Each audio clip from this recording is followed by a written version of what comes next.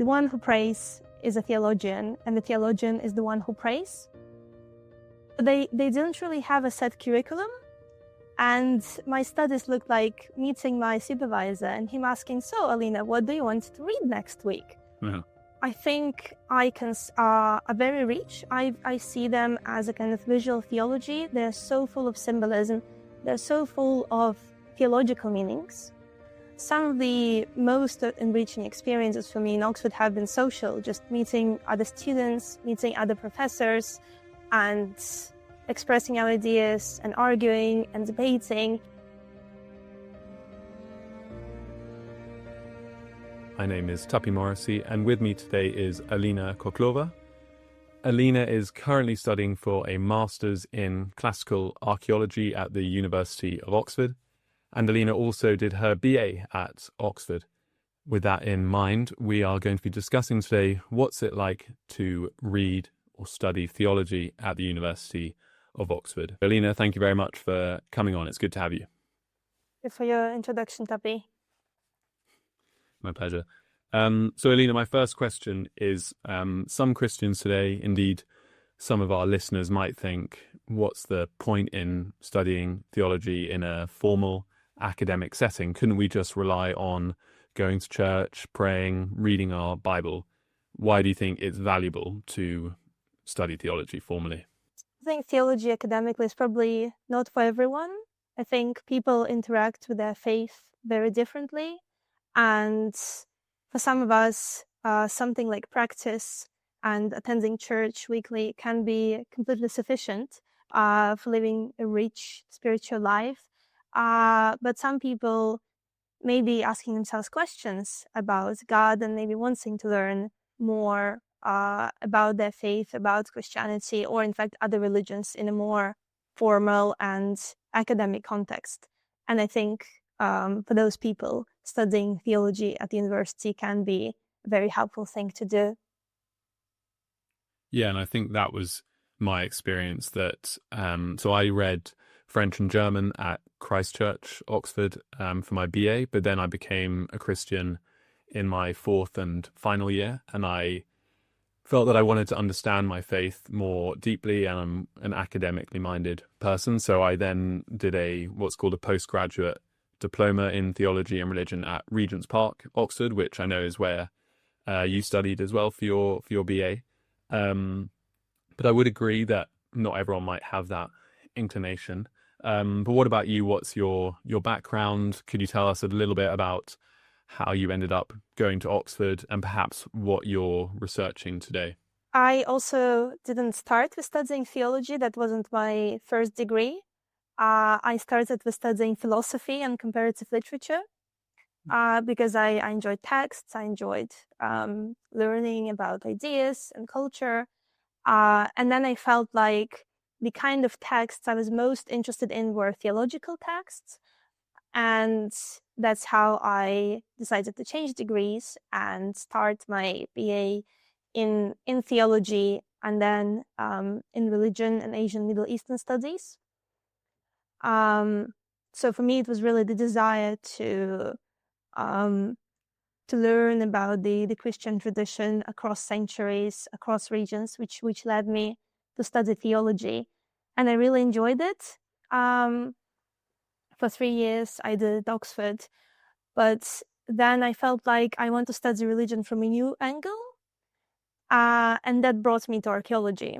I'm still focusing on religion, just more on material religion. I'm looking at religious architecture, religious artifacts, in a way, trying to examine how people embodied their beliefs and how those beliefs translated into practices and also into objects, into architecture and the environment around people. Fantastic. And why did you choose to study at Oxford when you did your BA in theology and religion? And where were you before? Sorry to ask two questions. I started initially studying at the University of St. Andrews, Right. far in the north. And I think one of the main reasons that brought me to Oxford was that I really wanted to specialize in the study of Eastern Christianities, and specifically in the Syriac tradition.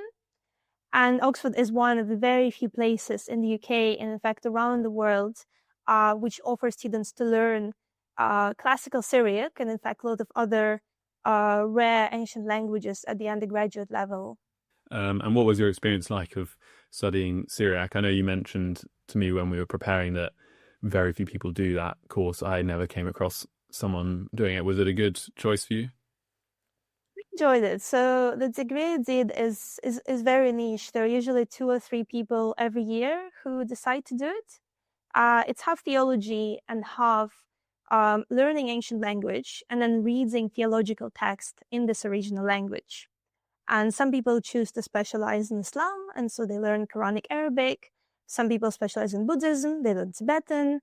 Hinduism, they learn Sanskrit. And one of the available pathways is specializing in Eastern Christianities. And then you have a choice to either learn Armenian or Syriac. And why Syriac for you? It's a fair question. I encountered Syriac tradition some years before I started my degree. And in late antiquity, between the 3rd, 7th century, there were some incredible theologians living in territory of modern Turkey, Iraq, Iran, back then between the Byzantine and Persian empires. And they wrote really rich theological and mystical texts in Syriac language. There is quite a rich and still understudied corpus of theological texts in this language. And I felt like there is a lot to discover in it. And that's what brought me to learn this language. So that was the pathway I chose. And I was the only person at the undergraduate level studying Syriac. And I don't think anyone has done it in the last 10 years or so. Wow. So they didn't really have a set curriculum. And my studies looked like meeting my supervisor and him asking, so Alina, what do you want to read next week? Wow. And I would say, let's read something apocalyptic, or let's read something about Mary, or I don't know, about angels. And then he would kind of look through his library and pull out the book and say, okay, that's what you're going to read. Which was, I think, quite a special experience. You don't really get that if you do just straight theology or any other degree where you have more people and it's more kind of organized and structured. Yeah, that links to my next question. I was going to say, what is a typical week at Oxford like studying theology? And perhaps you can say that, on the theology side, but it sounds like you had a really unique experience. Like you said, I definitely didn't have that. Whilst I really enjoyed my time doing French and German and then theology, it was, here's your reading list, choose you have a choice of 3 books from 10, and get on with that. There was not that much personal freedom that you had. But on the theology side, if someone listening is considering applying to Oxford or perhaps Cambridge might be quite similar, what does it look like? How does study work in terms of workload, tutorials, academic environment? First year I did the regular theology degree, so I have quite a good idea of what it looks like. And during most weeks I would have a few language classes, because during the first year every student follows 3 set modules, one of which is kind of a general introduction to Christianity. It's formally called The Figure of Jesus for the Centuries, but is colloquially known as Jesus Forever, which is quite a lovely name, I think. Yeah, that's good. Then there is an introduction to Old and New Testament and a more of a methodological introduction to the study of religion. And so you would usually have 1 tutorial a week where you get a set reading list on a topic, for instance, on the representations of Jesus during the Middle Ages or something of that sort. You would read, you would prepare maybe a 2,000 or 3,000 word essay. You would meet with your tutor once a week and discuss and debate that topic, sometimes individually, sometimes maybe in a pair. I think that it varies from college to college and from module to module. And then you also choose a scriptural language to learn throughout the first year. So for me, it was Biblical Hebrew because it just paired quite well with Syriac as another Semitic language. Many people did Latin. There is New Testament. There is, again, Arabic, Tibetan, Sanskrit. So for that, you will have 3 classes a week where you meet with your class and with your professor. You do some language exercises, and gradually you start reading the scriptural texts in the original, which I think is a great part of the degree. Yeah, I would definitely agree with that. As a linguist myself, I think you can't really beat digging into the original text. And when I did theology at Regent's Park, I did Biblical Hebrew as well for a year, which I really enjoyed. I can't imagine I remember that much of it anymore, but I thought it was fantastic. Really hard, but really eye-opening. And we read the book of Jonah, and you see quite how simple the original is, if I can say that. It's quite sort of sparse and bare, if I'm allowed to say that. But it's a really unparalleled opportunity that you have at Oxford, and I think one that many theologians enjoy, even if lots of people don't carry on. Did you do any Greek, or you just stuck to Old Testament language? I stuck to Semitic languages just because the workload is already quite high, and I felt like picking up Greek on top of that would be quite challenging, though it's still in my bucket list. I want to do it one day. Yeah, I would recommend it, but I was lucky enough to do it from the age of 11, which sounds quite weird to many people, I'm sure, to study ancient Greek from when you're 11. But here in the UK, at sadly a smaller and smaller number of schools, it's traditional to learn Latin and Greek. So I started Latin when I was 9 and Greek when I was 11. And then I did Latin up to GCSEs, so 16, and Greek until I was 18 for A-level. So I really enjoyed that. And again, when I was doing, I studied the Pauline epistles, the letters of St. Paul at Oxford. And so I enjoyed trying to read the original Greek. And the Greek of the New Testament is simpler than the Greek of Homer, for example. It's called Koine, or Common Greek. And yeah, it's the common people's language. So it is something that you can pick up relatively quickly, although Greek is difficult. You mentioned that Oxford has quite an intense workload. How did you find that? Was that very different to St. Andrews, for example? Hard to compare it fully because when I was in St. Andrews, it was still the pandemic, so things were a bit odd, I think. But I would say that the workload is more intense just because you are expected to write an essay or sometimes 2 essays every week. And that does require quite a lot of time and thought and energy, frankly speaking. But it also feels really rewarding.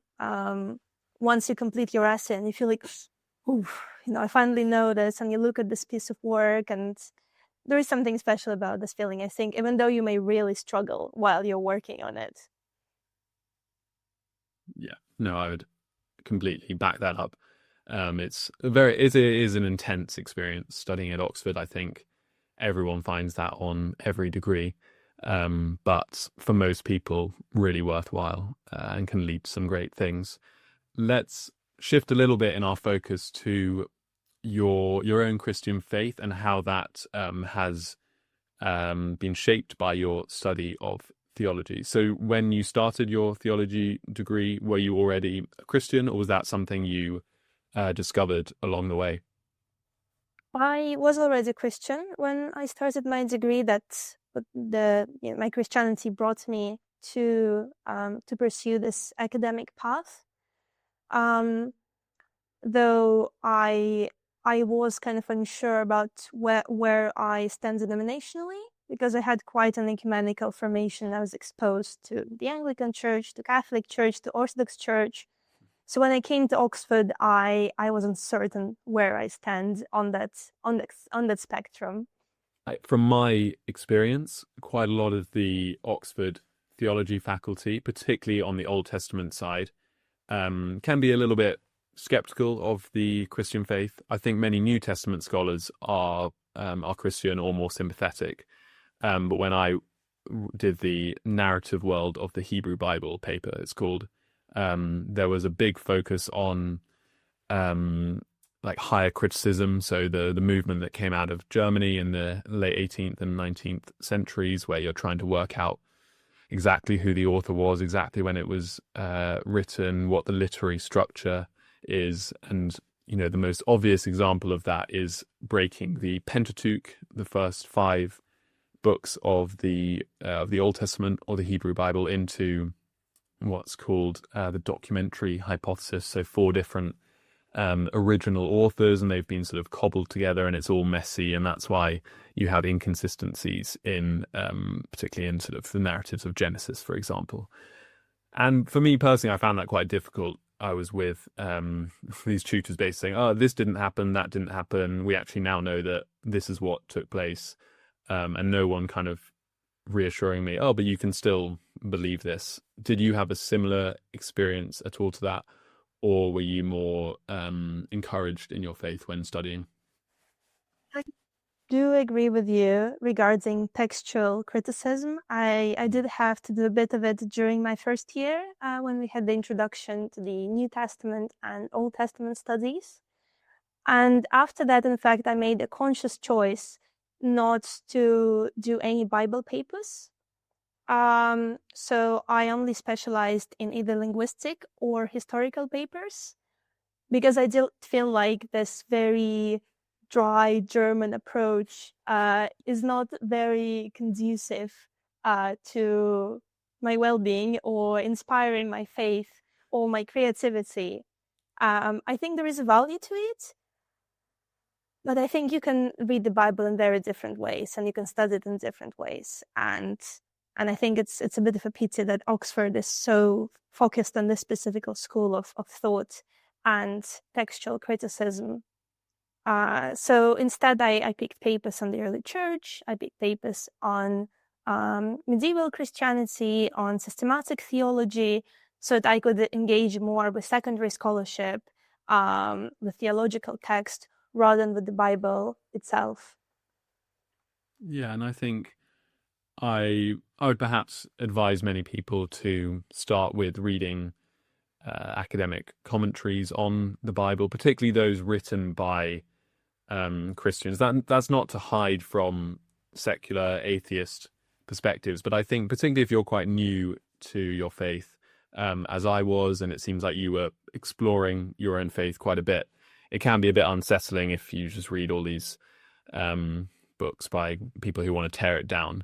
So I think that approach that you took, focusing on linguistics and history, could be beneficial for many Christian young students who want to look at some theology.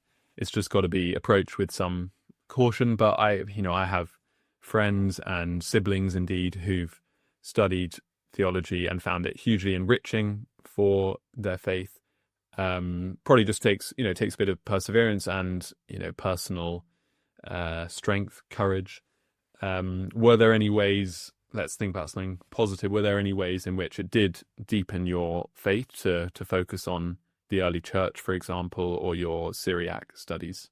Enjoyed reading the texts in the original. We commented with you a bit about that already. I think when you read even biblical text in foreign language, you just spend so much more time thinking about every single word. And it can be very, very meditative, very prayerful practice. Even if you read a story that you know so well, if you read Genesis 1 in Hebrew, by now we all know what happens in Genesis 1. And if you take your time to actually go through every single word in the original language there, I mean, it's a whole new world opening up for you. And the same happened when I was studying Syriac.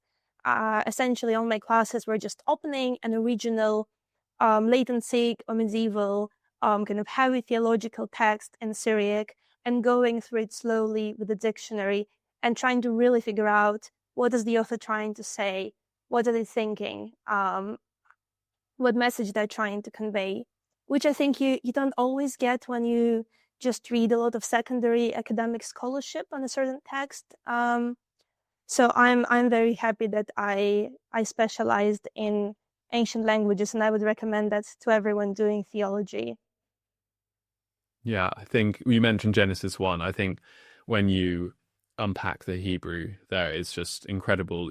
I think of, I mean, you'll know a lot more about this than I do, but the use of the number seven, how many times you have words that are mentioned seven times. I think I read the commentary by an Italian theologian called Cassuto, I think you pronounce his name that way. And it was really sort of mind-boggling, the level of intricacy in Genesis 1. Do you have any more specific examples from that book than I can offer? I think almost every word in the text, can be commented on. I think scholars often debate the meaning of tohu vabohu, meaning something like the bottomless deep, the abyss. And I know there are some, for example, ecofeminist theologians who came up with very radical reinterpretations of Genesis 1 and of the creation narrative just based on this term. It is quite unusual. We don't really encounter much in Hebrew. So, and that's in fact true for a lot of Hebrew Bible, that when you read the translation, like, oh, yeah, that makes sense. But then you go to the Hebrew original and you realize that a lot of the time scholars have no idea what the word means, and they just, try to figure out what it might mean. But it's actually a very perplexing and very mysterious text, which leaves a lot of questions unanswered. And I think that should encourage some humility when we approach the biblical texts, that there's so much we still don't know and we're trying to discover. So anyone who thinks they've got the definitive reading of the creation narratives, or Paul's letter to the Romans, probably needs to think again. Were there any practices whilst you were at Oxford that helped you stay really grounded in your faith? I think for me, I used the resources by a great theologian I really liked called Dr. Michael Heiser, who died a couple of years ago, sadly, but he had this podcast called the Naked Bible Podcast. And when I encountered something I didn't get in my degree, or which was challenging for my faith, I tried to sort of find his answer to it, and often it was really helpful. Was there anything like that for you? I think the experiential aspect was really important for me, and still is, because when you study theology in academic context, sometimes you just fill in your bubble with your books in the library, all these great minds, all these thoughts, ideas, theories, dogma, and it can be really confusing and just difficult sometimes. And doing something simple like actually going to church or meeting your Christian friends and talking with them, or traveling. And during my second year, I just took a week off during one of the terms and went to Rome with my friends. And I told myself, well, I'm a theologian. What could be a better place to learn theology, to learn about Christianity than Rome? I mean, no book can really replace that. I think that's. Were you allowed? Sorry to interrupt you. Were you allowed to do that? How were you allowed to do that?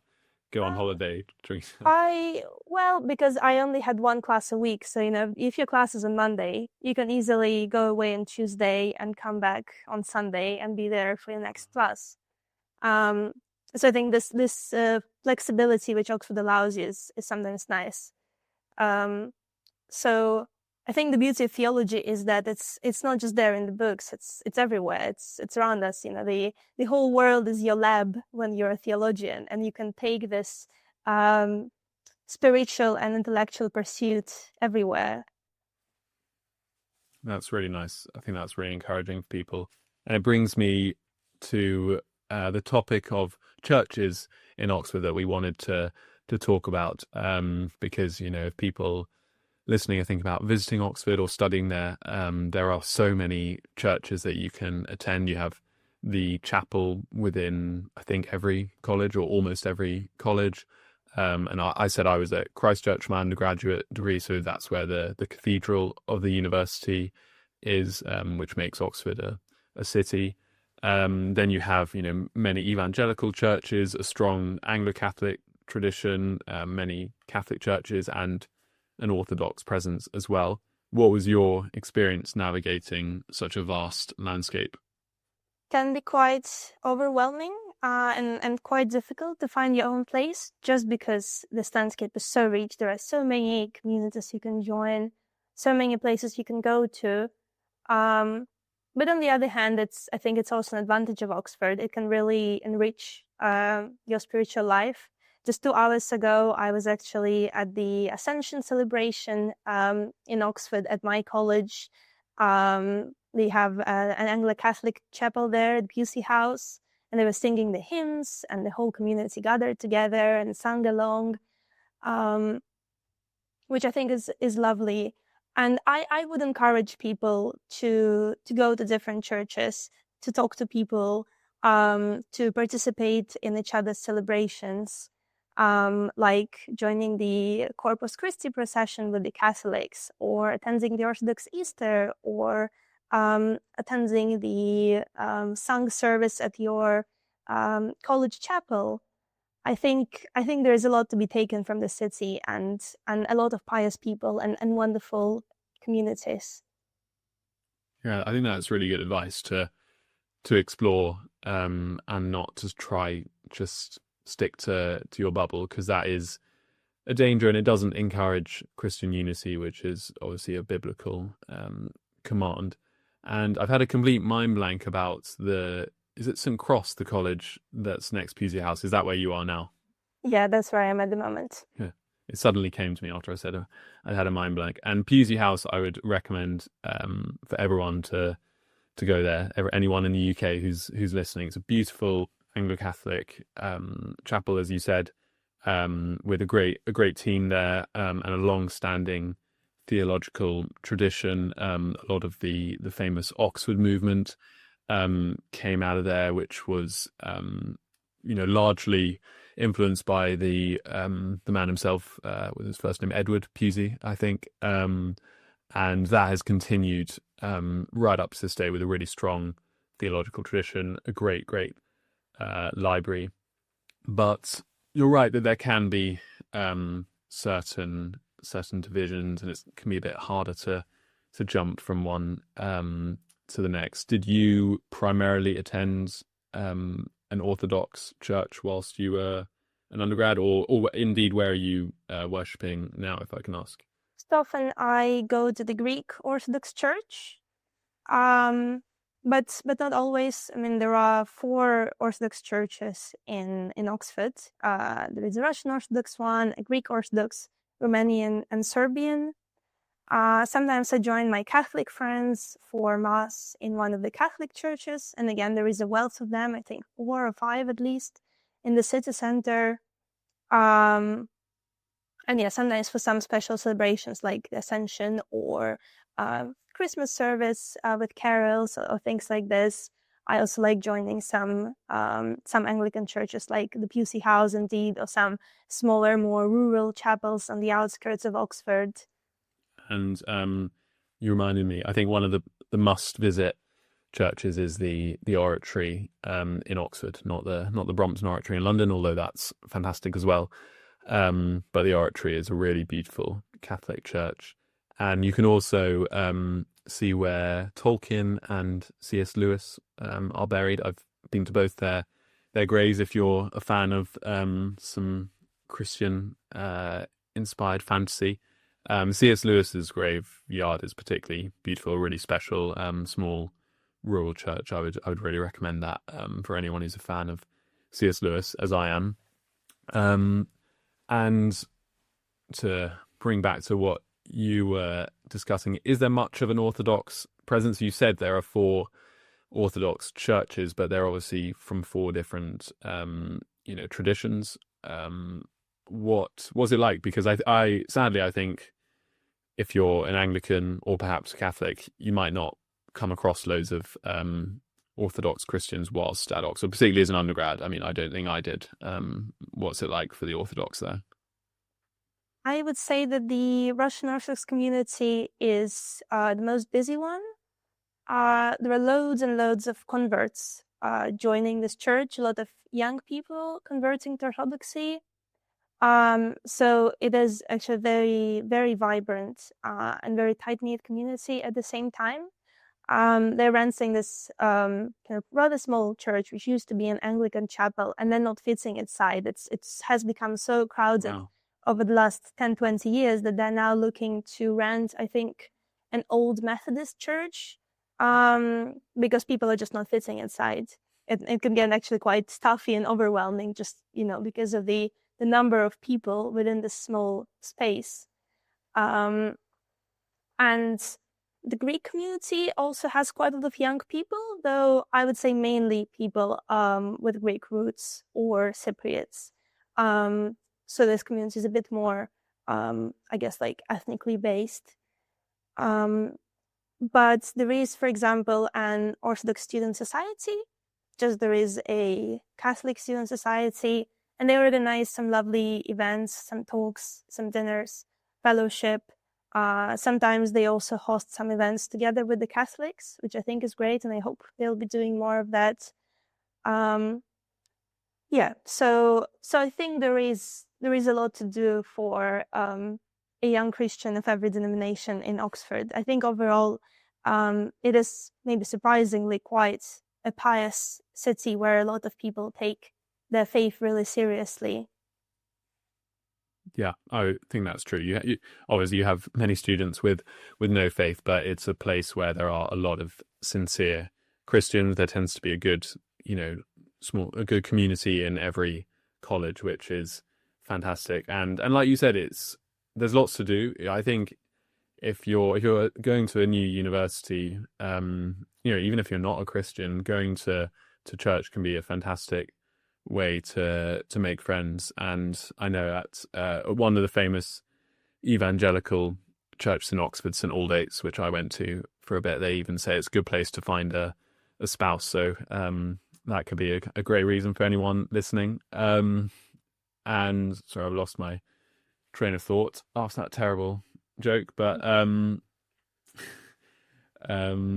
I wanted to move on to your own work right now. So you're doing a master's, but you're also working with Faithwave. So anyone listening, this podcast is part of the app Faithwave. So please subscribe to the Faithwave YouTube channel. Check out the app where there are lots of fantastic theological resources. And Alina is currently creating some educational content about religious icons, so icons used in the Orthodox tradition. Could you explain to anyone unfamiliar with icons what they are? How do they differ from religious art in the West? Try to. It's not such an easy question, but I'll try to. So icon is an Orthodox sacred image, usually depicting Christ or the Mother of God or saints. And icons have a lot of liturgical and devotional uses in the Orthodox Church. They're often seen as a window into heaven, as a way to connect with the person depicted. And that's why Orthodox Christians venerate icons. They often do the sign of the cross. They put candles in front of them. They kiss icons because Orthodox Christians believe that the icon, the depiction of the saint, is intimately bound with the saint themselves in heaven. And so by honoring the depiction, you're really honoring the prototype, the person depicted who's already in heaven. And it's an ancient tradition going back all to late antiquity and Middle Ages. And it has produced some really beautiful works of art. Yeah, I think I have 3 icons. Myself and my wife has a really lovely one. I have one with St. George slaying the dragon, then one of St. Paul, and then the Holy Family. And, I'm not an Eastern Orthodox Christian, but firstly, I think they're just beautiful. And secondly, I do find there is some spiritual value in, I haven't venerated them, but I have prayed whilst kneeling before them, and sort of thinking particularly of those in the icon, and I found that really, really valuable. How do you help people now? What are you trying to do to help people engage with icons? What's the impetus behind your work with Faithwave now? way this project started is that I realized that you can actually see quite a lot of icons in various religious contexts, even in many churches in chapels in Oxford, which are not necessarily Orthodox, as you yourself mentioned. Sometimes people like to keep icons in their church. Sometimes they bring them from their trips, maybe to Greece or some other Orthodox countries. I also did this little experiment. I tried to go to many Oxford churches and chapels and see in how many of them I can find icons. So there is an icon in Pusey House. There is an icon in the Oratory. I found icons in many college chapels. So there is kind of a presence of that form of religious art. But I think they can often be a bit confusing to people, especially some with more difficult scenes depicted. And I think icons are very rich. I see them as a kind of visual theology. They're so full of symbolism. They're so full of theological meanings. And so the idea behind the project I'm working on now is to give people tools to decipher those messages, to appreciate icons more, to understand more what's going on within a certain icon. And yeah, just thus to grow, to appreciate them more, and enjoy this form of religious art, whether you're Orthodox or not. Fantastic. And have you painted any icons yourself? Is painted the correct verb to use?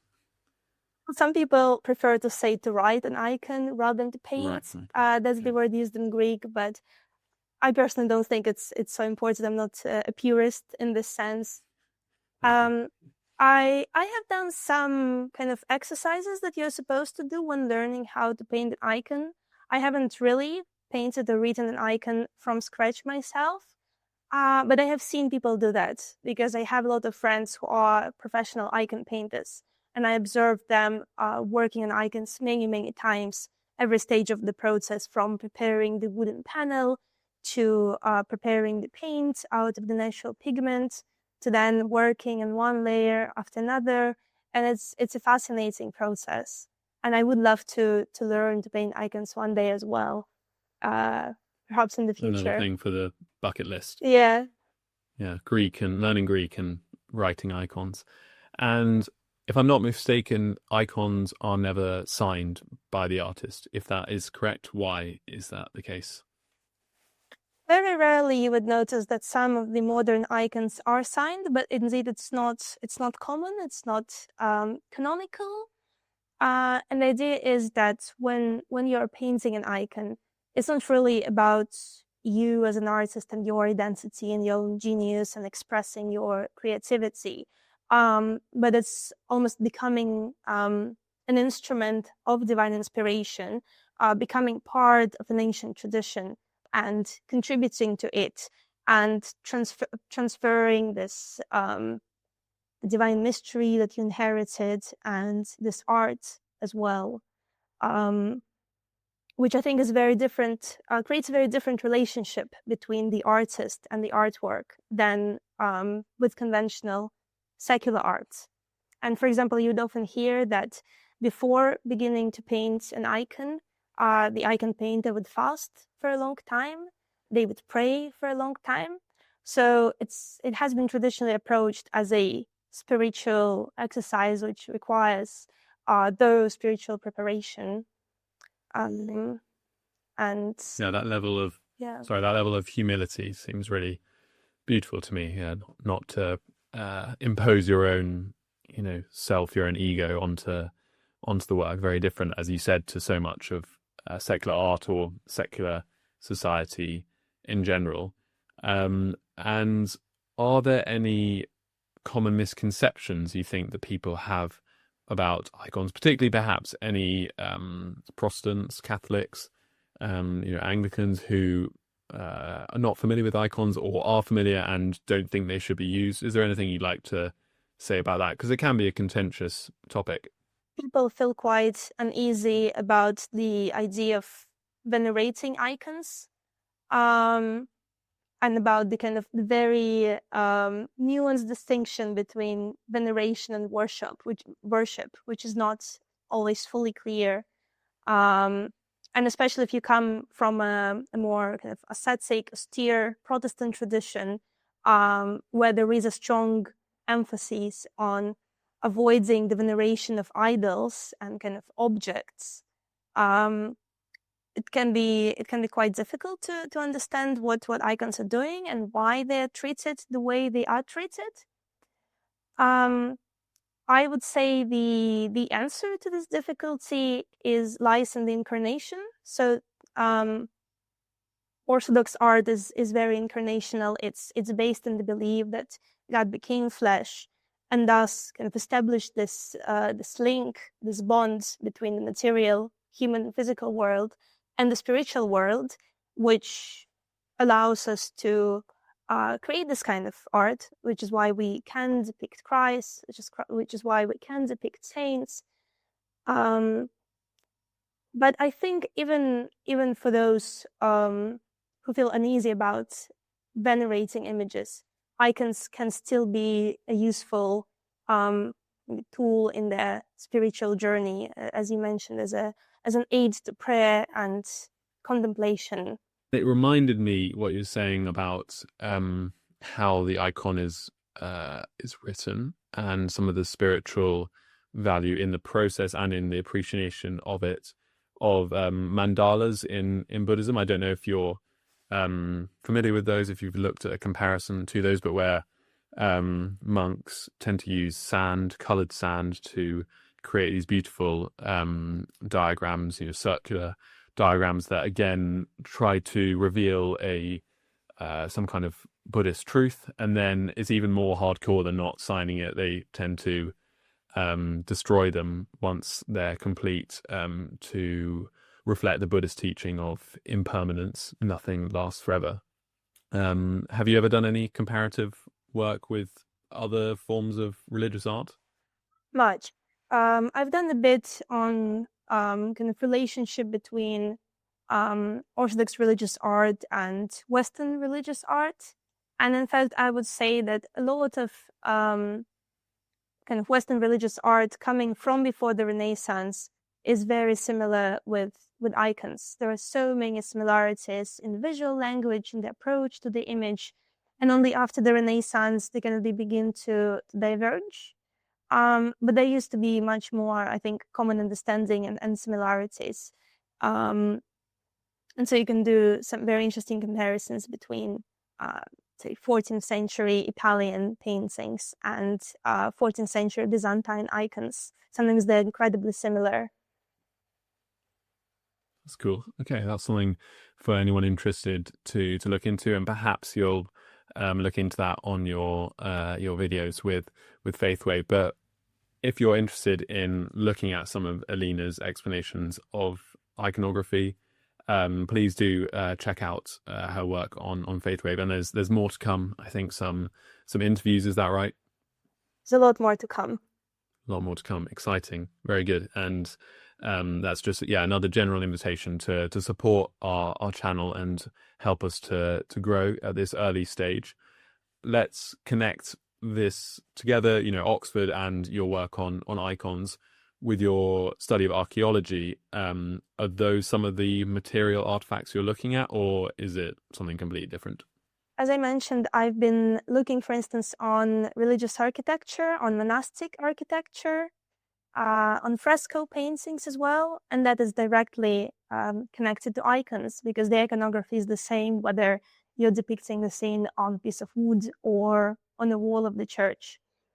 And I found that very inspiring and complementary in regards to my previous theological pursuits, because it's one thing, for example, reading the writings of Desert Fathers, and then it's another thing actually looking at the buildings they lived in and thinking about the practicalities of their life.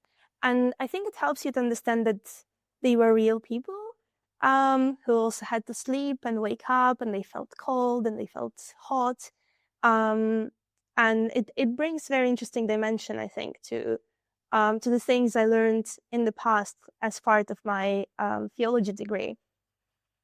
Yeah, and that's so true. That it can be easy to idolize these figures that we read about, and they almost become sort of angelic beings, or they don't have to live in this fallen world and do boring things. But actually, that was a lot of their life, and a lot of their life would have been quite simple. They wouldn't have been constantly philosophizing, which I think gives encouragement to people today, that you don't have to be a spiritual superhero necessarily. You can live your faith in a quiet but sincere fashion. And looking back, and you're still at Oxford, what's one key lesson from your extended time studying there that you carry with you in your work and your faith? One of the things Oxford really taught me is how much you can learn from other people and how much you can learn through dialogue. Because, of course, Oxford tutorials are great, Oxford libraries are great. But some of the most enriching experiences for me in Oxford have been social, just meeting other students, meeting other professors, and expressing our ideas and arguing and debating and listening to other people and what they have to say about faith, about religion, about philosophy, any kind of topic. It's a great place to learn from other people, and that's, I think, one of the main lessons I took away from it. Definitely, and I would just to advertise Oxford, I would highly recommend it to anyone who's really sort of academically minded. It is a really special environment, and like you were suggesting, you're just surrounded by a lot of curious, intelligent people, and I think that's such a wonderful experience that you can't really emulate in many other contexts. So I would thoroughly recommend it.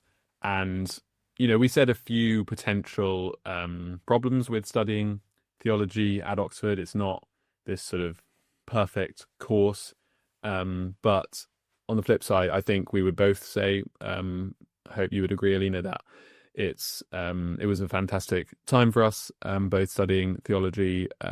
I definitely learned a lot about biblical studies and biblical languages, and I also looked at Christian ethics. And I think doing that in a really focused way is so valuable, because it can be easy to make up your mind about some massive issues like euthanasia or just war by sort of reading one article. But if you're studying it for a tutorial essay, you have to really dig into a lot of primary literature, which is a really fantastic and useful experience.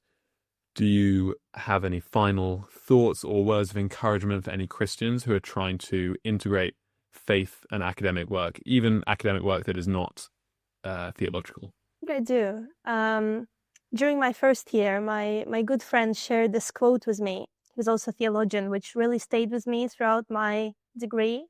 And the quote is this very famous saying by one of the desert fathers from the 4th century, Evagrius of Pontus, who said that the one who prays is a theologian, and the theologian is the one who prays. And I think that's something which is very important to keep in mind, that it's important to read about theological matters, but prayer should also be always at the heart of every theological pursuit. Yeah, I would definitely agree with that you could spend your life reading a lot of books, and I certainly love to read, but sometimes it's not actually that useful, and it can be a distraction even from prayer, like you said, or gathering with other Christians, just to bury one's head in a big tome might not lead you somewhere. However, obviously keep listening to our theological discussions. I don't want to turn people off theology, and there'll be plenty more from Faithwave to come in the coming months. So please, if you enjoyed this video, please like this video and subscribe to our channel. Alina, thank you very, very much for coming on, and I'm looking forward to looking at some of your work on icons. It's something I definitely would like to learn more about. Thank you for your questions, Tuppy. Good. Have a lovely rest of your day, and God bless to all our listeners. Goodbye. Bye bye.